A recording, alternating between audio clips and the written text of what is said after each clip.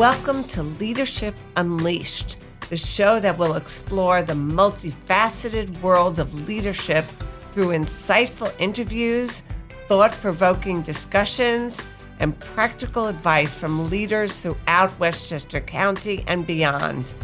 I'm your host, Dr. Marsha Gordon, President and CEO of the Business Council of Westchester.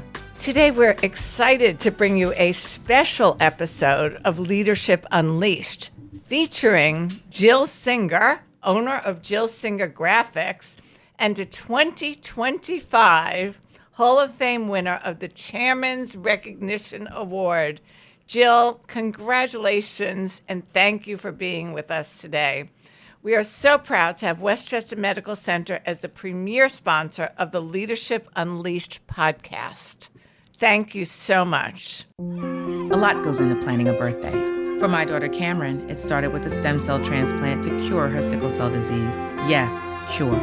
Westchester Medical Center Health Network uses every technology, technique, and talented specialist to conquer diseases that could otherwise rob a child of childhood, helping my daughter and thousands of others at Maria Ferrari Children's Hospital. Happy birthday, Cameron. Happy birthday to WMC Health, advancing care here. Before we begin, I want you to tell the audience a little bit about this yourself and the work you do. But before that, I want to congratulate you on celebrating 40 years in business this year. With that amazing longevity, we want to know, in addition to a little bit about yourself, how you've been able to stay successful in business for 40 years, specifically as it relates to being a solo practitioner.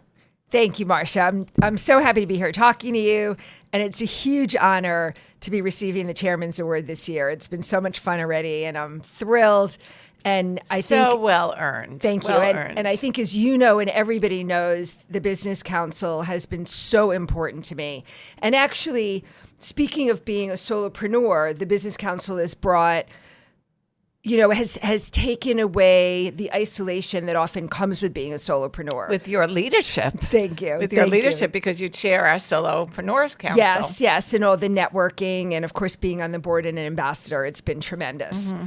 So it's been great. So as far as being in business for 40 years, it's been a real combination of efforts. I would say that one thing that actually took me probably a couple of decades to learn was that even when I'm very busy with work, that I can't stop networking and working on new business. So in the early days, it's the pipeline. It's always the pipeline. 100%. Yes. So that was an important lesson. One thing that I feel really strongly about is that anybody that goes into a creative field learns about business, which I did not. So I went to Rhode Island School of Design. It was strictly art classes. Actually, we had some English. I took a great Russian literature class when I was at RISD and loved it. But there was no business taught. And I feel like, especially today with so many people working for themselves, that they should learn business. So I had to learn that, on the road while I was doing everything else. That's been really important. Creating virtual partnerships, which really has all been possible through the Business Council, has been huge in developing business, staying in business, and really making it fun. So all these things. And when you say virtual partnerships, it's not necessarily virtual, meaning being on Zoom, but it's partnerships, just creating strategic alliances. Exactly, as well. That's just what I mean. Yeah. So I often say to people that I am ambassador to, that a great strategy for going to events is not so much looking for a new client, but looking for referral partners. So I've had referral partners that have been created through the Business Council that have led to business, and like Hillary Millman, as you know, we work very closely together. And it makes it more fun and less isolating to get on the phone and talk about clients that we're working with together. Exactly. And tell the audience exactly what Jill Singer Graphics does. Thank you for asking. So I do graphic design and marketing. I think I am largely known for my work with nonprofits, but I do have a separate kind of arm in my business that has been dedicated to the construction real estate business. Yes, we know. So for the nonprofits, I design pieces primarily that are helping them with fundraising. And I do other pieces as well. With many of them, because their budgets are so limited, the fundraising pieces are where they invest with me. And those, that's a good place for them to invest because it's very measurable. I'm able to make great impact with fundraising. A great example is that a client that I recently did a year-end appeal for came back to me and said that they raised 77% more money than the previous year. That's incredible, because the first thing people saw was your piece that Jill Singer Graphics provided for this organization. Yes. So I always say that to have something that's well written, but not designed in a way that people are compelled to read it, then it's kind of for nothing. If it's designed really well and they go to read it and there's not impactful information, then it's for nothing. So the two things really need to work well together. Well, I mean, we can give a testimonial, and we have given testimonials. For example, you work on our circles of influence. Yes. And while we are a not-for-profit, but not a charitable, but that specific event is to recruit more members to the organization. And since you have started the design for that, we have gone through the roof on recruiting members that particular day because we're very deliberate as to who's in the circles, and it's something that I know you work on in partnership. Similarly, you've designed, and we saw it today for the first time in print, our wonderful legislative agenda, which tells our priorities from a legislative point of view to help our members succeed and advocate for what they need to advocate to stay successful in business. Yeah, thank you. That's a very important document that I know John and Andrea work very hard on, and it's been a privilege to design it, and I know it's a real tool for the Business Council. And as far as circles, one of my agendas in designing for fundraising events, or not even fundraising, because obviously that's not what that is, but a networking event, is to create a little bit of FOMO. Yes. I want the invitations, especially for a networking event. We want everyone to be fear of missing out, right? Exactly. Right. So you've been, as you said, deeply involved in the nonprofit industry for many years. What initially gave you the impetus to pursue this path? In a funny way, I kind of fell into it. So when I started my business 40 years ago, my mother was in real estate in New York City. And a wonderful artist herself. And she was a wonderful artist. Yeah, I grew up a lovely woman. I grew up surrounded by art supplies. Singer, yes. Yeah, thank you. So she gave, 40 years ago, I designed a flyer. It was before I had a computer. And she gave me a list of 500 real estate companies in New York City. And I believe that I hand typed 500 envelopes and sent them out. And I got what became my biggest client for 25 years, which was a not-for-profit affordable housing lender. And that's what really brought me into the two streams of business, one being nonprofit and the other construction real estate. That's so interesting.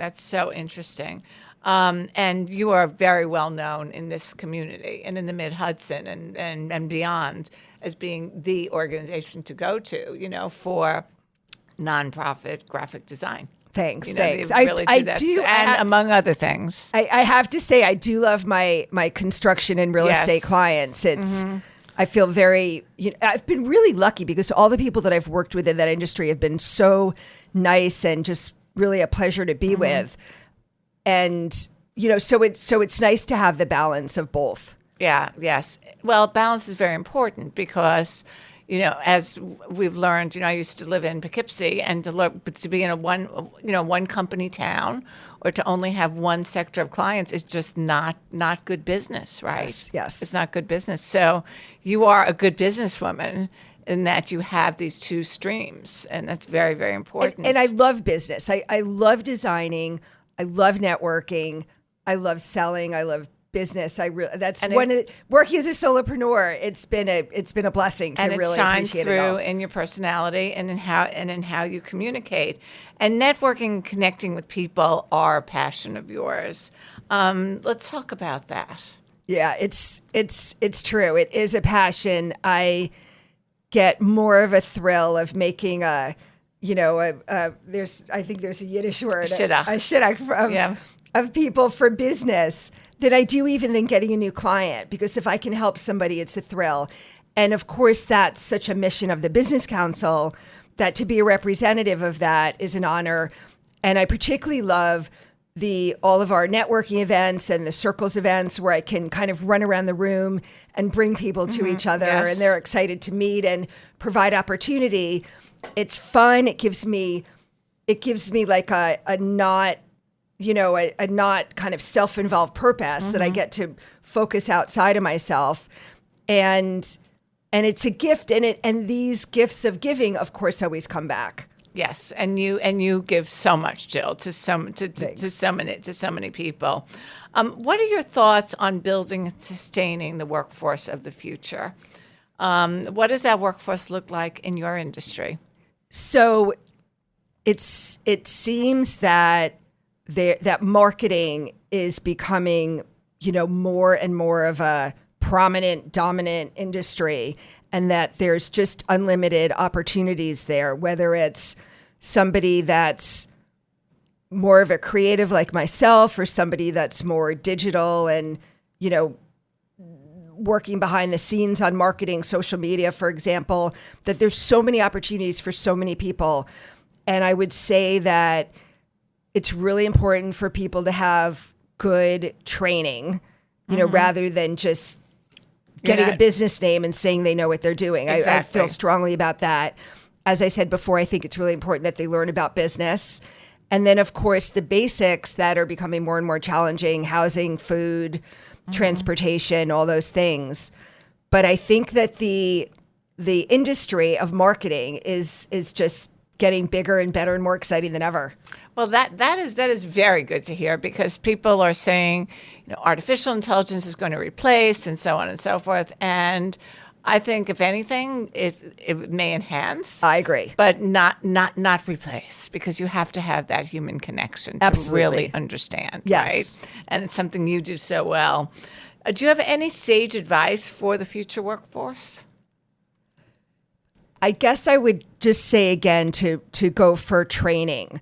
One of the other things actually that I've had on my mind for many years now is that I would love to see more opportunity for kids coming out of high school other than college. I mean, I'm a firm believer in college, but it doesn't suit every kid, every high school kid. And I wish there were more trade opportunities, more of a variety, more easily accessed, and more appreciated and respected in the way that colleges are. So for the younger workforce, I would say to, think about all the different opportunities that, and of course, for some, maybe it's delaying college. My kids were kind of off the beaten path, and they're both very successful. And so I like creative in their own ways. Creative in their own ways. So I like the idea of thinking non-traditionally. I love that. We are so much looking forward to honoring you on April 29th. We hope everybody will follow your success. Getting the Chairman's Award is a really big deal, because you were not only voted in, but you were picked by our chairman, Jamie Schutzer, chairman of the board. It's a huge honor. And Jill Singer, you deserve every minute of every kudo you are going to get, and you're getting. And we're so pleased that you were able to join us today on this special episode of Leadership Unleashed. We thank again our sponsor, the Westchester Medical Center, and our listeners. And again, the event, it's April 29th at the Glen Island Harbor Club, as we celebrate Jill and our other incredible honorees at our annual Hall of Fame Awards. It will be a night that no one's going to want to miss. And we look forward to everyone joining us. And congratulations, Jill Singer. Thank you, Marsha. It's a privilege, and I'm so grateful to you and the whole Business Council. Thank you.